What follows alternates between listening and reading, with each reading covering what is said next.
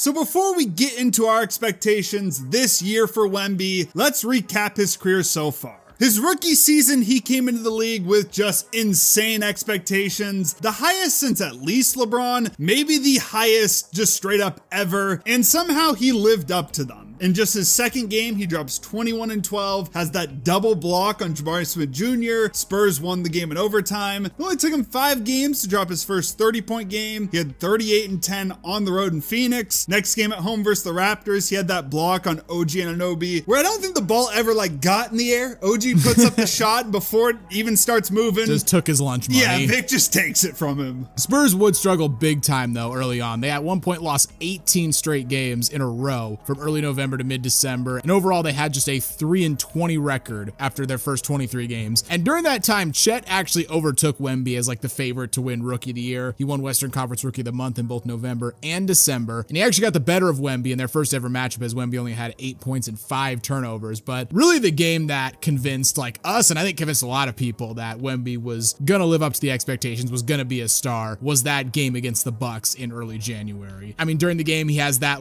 behind the back on a fast break to get around Dame and then just dunks it on Brook Lopez. Yeah. Alley-oops it to himself off the backboard at one point. And then at the end of the game, had a couple blocks, including one on Giannis to keep the Spurs alive. I mean, they ultimately lost the game. Giannis went for 44 points, but Wemby put up 29 points, 9 boards, 5 blocks, national TV game. And it was kind of at this point where I was like, you know what? Think this guy's gonna be better than Scoot.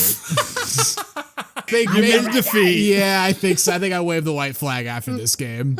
Less than a week later, he has his first triple-double. He drops 16 points, 12 rebounds, 10 assists in a win versus the Pistons. Then in late January, he had a volleyball spike block on Anthony Simons one night, and then the very next night, he does a sham god dribble to get around Rudy Gobert. He got 7-3 dudes dribbling like Donovan Mitchell out here. It's crazy. In mid-February, he had a game against the Raptors where he had a triple-double with 10 blocks. Overall, 27 points, 14 rebounds, 10 blocks, and 5 assists in the game. After his rookie season, we made a video on him, and I remember people in the comments kind of referring to that game were saying, it's only a matter of time before this dude has a quadruple double. It hasn't happened since David Robinson in 1994. I think only 4 players in NBA history have ever done it, but Wemby's gonna do it here soon. It could be next season. I don't know if that's a prop bet you can take. It's next player to get a quadruple double in the NBA. Take him. Easily. He's the runaway favorite, and yet it'll still be free money. Yes. 9 days after that game against the Raptors, he had that 5x5 game against the Lakers, became the first player to do it since Nurk did it for the Blazers in 2019. Yeah. There's a hell of a trivia question for you. 4 nights after that was the game where Wemby basically wrapped up the Rookie of the Year argument. He had 29 points, 13 boards, 7 assists, and 5 blocks in a win versus Chet and the Thunder. Then finally in late March, he had his first 40-point game when he put up 40 points, 20 boards, and 7 assists in an overtime win against the Knicks. Overall, ends up running away with Rookie of the Year, wins it unanimously, finished first team all defense, becoming the first rookie ever to do so, and nearly won Defensive Player of the Year as a rookie. Finished second behind Rudy Gobert, but still got 19 first place votes. Spurs as a team were still terrible though. They only won 22 games, had the 5th worst record in the league, but Wemby, just on an individual level, one of the best rookie seasons we had ever seen, so expectations were sky high going into year 2.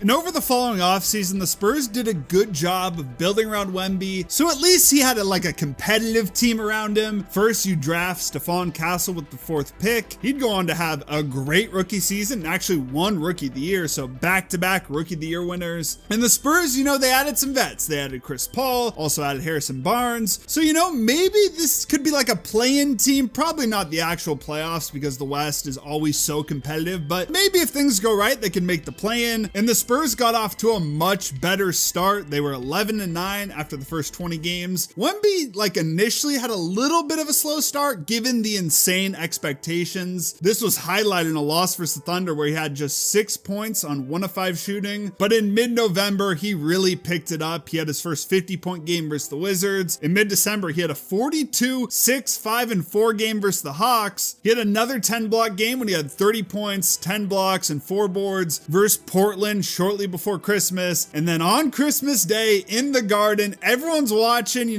for us, it's 9 a.m., Christmas morning, drops 42 points, 18 boards, 4 blocks, and 4 assists in the Garden. Yeah, I mean, it's something we highlighted in like the previous video we made about him around this time. Like his like shooting range just became like Steph or Dame level around this time. It was crazy. Like he got like, the Brook Lopez syndrome where all of a sudden he just started like raining in like deep threes, 32, 33 feet away. Like it was nothing. And like we knew he was a good shooter coming into the league, but like the range he showed around this time. And of course, you had some old head people, Shaq was saying like, oh, I want my big in the paint. And I mean, some people are going to scoff at, a 7'4" guy shooting like 9 threes a game, which I kind of understand, but at the same time, like it's still an efficient shot for him. It stretches the defense out. And like, this is a great time for him to be developing that jump shot. Now, like 3 and 4 years from now, when the Spurs are probably contending for NBA championships, I don't expect him to be hucking up 9 threes a game, probably closer to like, the 6 or 7 range, but like develop that jumper now when you got time. Yeah, I think the coaching staff I heard was like encouraging him to take those threes because you want him to have confidence in that jumper later on. So it's a tool, in the tool bag. Not that he's going to be forcing up, like 10 threes a game when he's aged like 26. Wemby kept playing great into January. He has a 35-point, 18-board game against Jokic and the Nuggets. Had a 30-point game later in the month versus the Pacers. Did that back in his homeland. It was in France. And then in early February, the Spurs go out. They get him a co-star. They trade for De'Aaron Fox. Great deal for them. They gave up like 3 future firsts that I think weren't actually their first. It's just first they'd accumulated, and just 3 random like role players that weren't super important to the team. They didn't give up Castle. They didn't give up like any young piece for them. So bringing in a guy like Fox to pair with Wemby without giving up too much, it was seen as a great trade. And at the time, their record was 21-26. They were just a few games out of the play-in. So it was like with the addition of Fox, with the improvements they had already made off of last season, people thought they could make a push for the play-in. They were a trendy pick to make the play-in. Like we might be getting our first Wemby postseason hoops. Just over a week later, Wemby makes his first All-Star game, but unfortunately, shortly after that, randomly, out of nowhere, we get the news he's shut down for the rest of the season on February 20th. And it was absolutely shocking to hear, and it wasn't just like unfortunate and sad for Spurs fans. I remember seeing that, I was like, damn, man, like I said, I thought we could potentially see at least like playing games for Wemby. You never know. They could have made the playoffs, and then just out of nowhere in year 2, he shut down for the season. Well, I was also worried about like his long-term future. I mean, he was out with blood clots, and if you remember, blood clots basically ended Chris Bosh's career. Yeah, when he still had,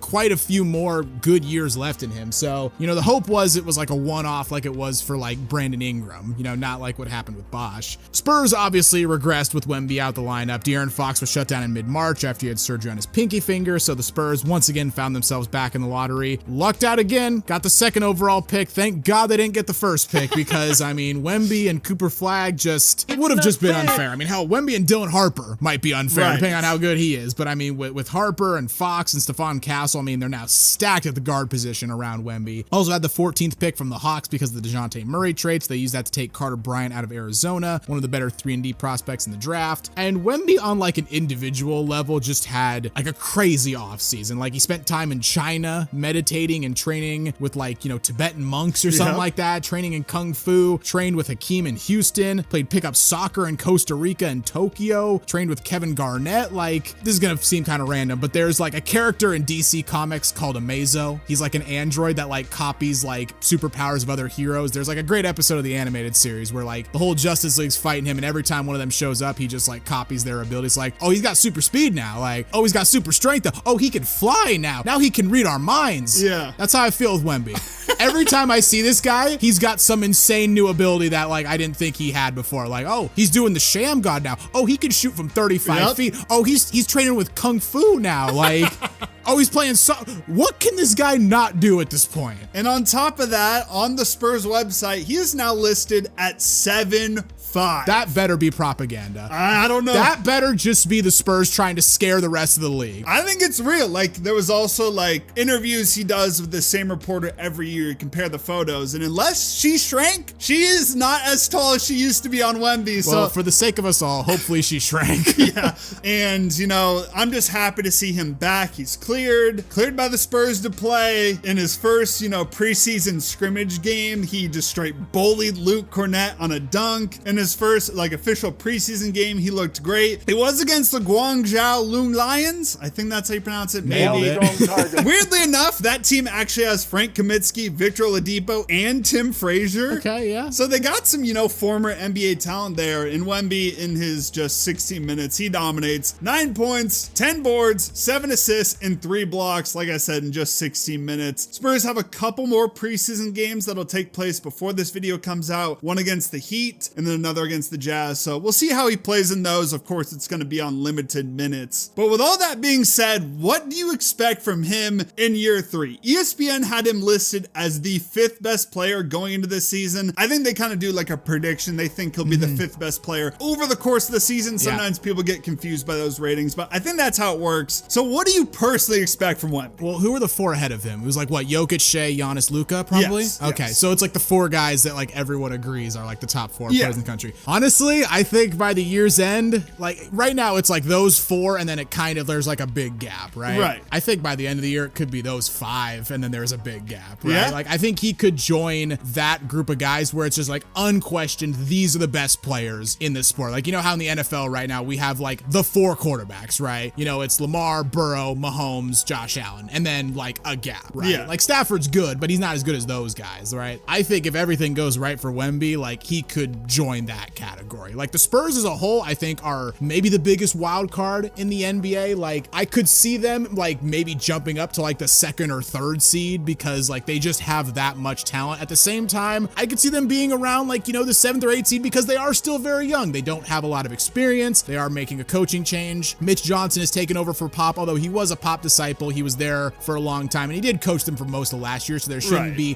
too much, changeover, but it is still a change nonetheless. But just Wemby personally, yeah, I think by the end of the year, we're going to be looking at like him with those other 4 guys and being like, these are the cream of the crop of the NBA. And then there's a big gap. Yeah, I might go even hotter. I definitely agree. That's going to be like the big 5 after this season. The one thing is I don't think he's going to pass Jokic. I think that's, the gap between Jokic and then them is also so big. So I don't think he'll pass Jokic, but I think he's going to be in like, is this dude the 2nd best player in the league? Like that's going to be the debate. Like I think he could definitely pass Luka. Yeah, and then people are going to be saying, in my opinion, I think they'll be saying, is he better than Giannis? Like, is it Giannis or Wemby? And maybe even is he better than Shea? That's a little bit disrespectful to Shea. I'm sorry, because Shea just had one of the greatest seasons we'd ever seen. But I really think Wemby is going to have a sort of season like that. I think, if you want to throw some money, he could be a good pick to win MVP. I think if the Spurs have a good season, he puts up the numbers, stays healthy, he's going to be in that discussion. And for the Spurs, I'm kind of in the same page. I think most likely they'll avoid the play-in. I wouldn't be shocked, like you said, if they made it, but